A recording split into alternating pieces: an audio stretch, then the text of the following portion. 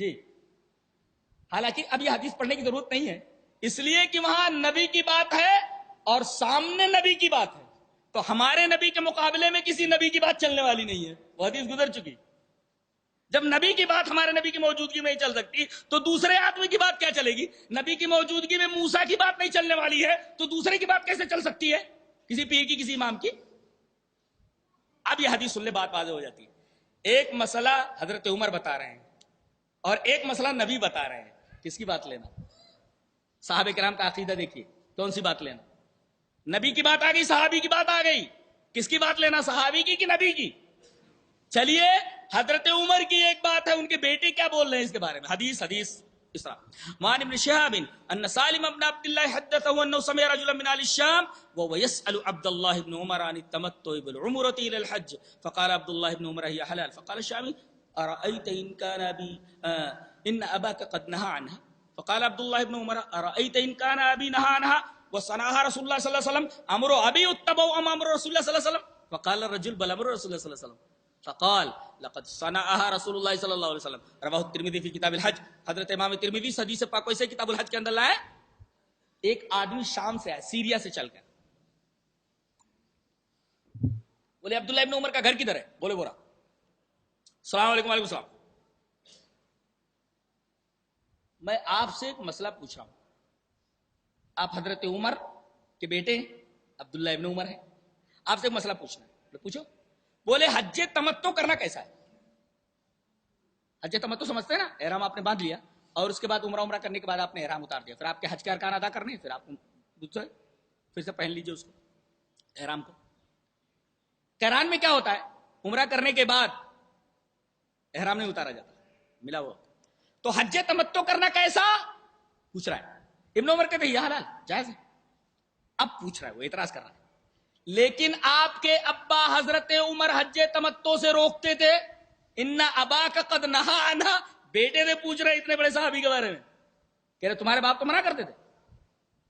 حضرت ابن عمر غصے میں آ گئے، بولے ارائیت ان کان ابی نہا عنہا وصنع رسول اللہ صلی اللہ علیہ وسلم امر ابی اتبع ام امر رسول اللہ صلی اللہ علیہ وسلم۔ اے سن، میرے باپ نے منع کیا ہے مگر رسول اللہ صلی اللہ علیہ وسلم نے کرنے کی اجازت دی ہے، تو اب بول امر ابی اتبع امر رسول، میرے باپ عمر کی بات مانی جائے گی یا نبی کی؟ بولے نہیں، نبی کی بات مانی جائے گی۔ کہا کہ تو نبی نے کرنے کی اجازت دی ہے۔ یہ حدیث بتا رہی ہے کہ اگر نبی کے کسی قول و فعل کے مقابلے میں کسی صحابی کی بات آ جائے تو ابن عمر اور تمام صحابہ کرام کا متفقہ فیصلہ ہے کہ نبی کی بات کو لے لیا جائے گا۔ یہاں عالم یہ ہے کہ نبی کی حدیث موجود ہوتی ہے اور نبی کی حدیث کی موجودگی میں یہ کہہ کر کے دامن بچا لیا جاتا ہے کہ اس کے مقابلے میں فلاں صاحب کا قول موجود ہے، وہ زیادہ سمجھنے والے ہیں، وغیرہ وغیرہ۔ ان تمام چیزوں سے منع کیا گیا ہے۔ اور اگر آدمی اس طریقے کی حرکتیں کرتا ہے، بلا تحقیق کسی بات کو مان لیتا ہے، تو وہ شرک کا مرتکب ہوتا ہے۔ یہ حدیث سنیے، اس کے بعد عنوان کا اختتام۔ اور عنوان کا اختتام کیا ہے تو اتنا لمبا ہے کہ بولتے چلے جاؤ، اتباع بہت وسیع۔ ایک حدیث سنیے کہ اگر کوئی آدمی نبی کی بات کو چھوڑ کر کے اندھا دھند کسی آدمی کی بات کو مان لیتا ہے تو وہ شرک کا مرتکب ہوتا ہے۔ دلیل یہ حدیث پاک وعن عدی بن حاتم رضی اللہ تعالیٰ عنہ قال اتیت النبی صلی اللہ علیہ وسلم وفی عنقی صلیب من ذهب فقال یا عدی اطر عنك هذا الوثن وسمعته يقرأ في سورة برات اتخذوا احبارهم ورهبانهم اربابا من دون الله فقال اما انهم لم يكونوا يعبدونهم ولكنهم كانوا اذا احلوا لهم شيئا استحلوا واذا حرموا عليهم شيئا حرموا رواه الترمذی فی کتاب التفسیر۔ حضرت امام ترمذی اس حدیث پاک کو ایسے کتاب التفسیر کے اندر لائے، میں نے پوری روایت ان کے ساتھ پڑھ دی ہے۔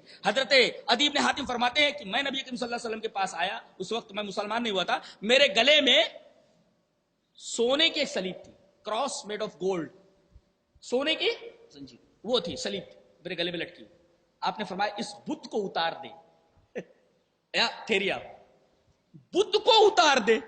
ارے بھائی وہ تو سونے کی سلیب تھی، اس کو نبی نے بت کیوں کہا؟ وہ تو گلے میں پہنے ہوئے تھے، اس کو بت کیوں کہا؟ کہتے بھائی فلاں مدار کا دھاگا باندھ لیا گیا، فلاں جگہ کا امام ضامن باندھ لیا گیا، فلاں جگہ کا کوئی اور کپڑا باندھ لیا گیا، دھاگا باندھا، فلاں جگہ کی ٹوپی ڈال لی گئی، وغیرہ وغیرہ۔ تو اس سے کیا فرق پڑتا ہے؟ فرق پڑتا ہے معاملہ صرف دھاگے کا نہیں ہے بلکہ دھاگے سے جڑے ہوئے اس عقیدے کا ہے جو عقیدہ شرکیہ ہے۔ عقیدہ یہ ہوتا ہے کہ یہ ڈورا جو ہم نے باندھ رکھا ہے اگر یہ ہمارے ہاتھ پہ رہے گا تو فلاں بابا کی نظر کرم ہمارے اوپر ہے گی، آفتیں ہم سے دور رہیں گے.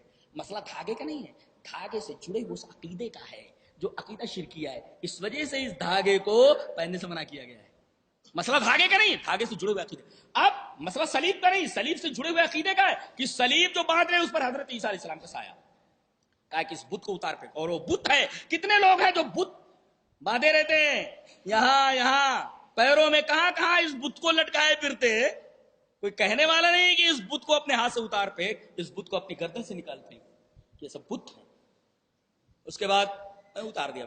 میں نے سنا کہ آپ سورہ برات کی، سورہ توبہ کی آیت پڑھ رہے ہیں. انہوں نے اپنے پیروں کو اور اپنے علماء کو اللہ کے علاوہ رب بنا لیا ہے، معبود بنا لیا ہے.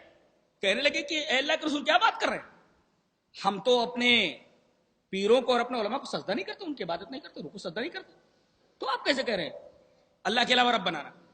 کہا کہ ٹھیک ہے آپ ان کو سجدہ نہیں کرتے، ان کو رکوع نہیں کرتے، لیکن ایک کام تو کرتے ہو. کیا کہ جب وہ کسی چیز کو حلال کرتے ہیں تو بلا تحقیق اس کو حلال مان لیتے ہو، کسی چیز کو حرام کہتے ہیں تو بلا تحقیق اس کو حرام مان لیتے. ہاں اللہ کے رسول یہ تو ہے.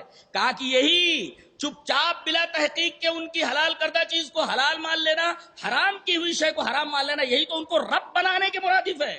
اس کا مطلب یہ ہوا کہ علماء کی کوئی بھی بات بلا تحقیق اندھا دھند نہ مانی جائے، بلکہ کوئی بھی بات آئے اسے کتاب و سنت کے کرائیٹیرین پر کس کر کے، اس کی کسوٹی پر کس کر دیکھ لیا جائے.